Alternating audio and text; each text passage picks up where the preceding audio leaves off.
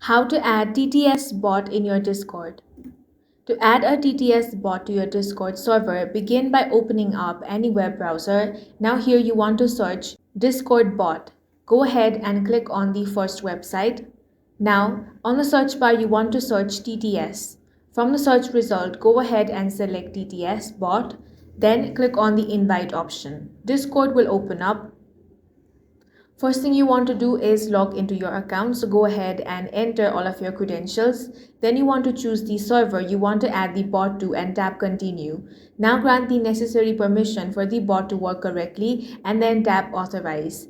Complete the verification if prompted. After this, return to your Discord server and you will see the TTS bot added in your member list. You can now use text-to-speech command depending on your bot's features, usually by typing a command such as /TTS followed by your message.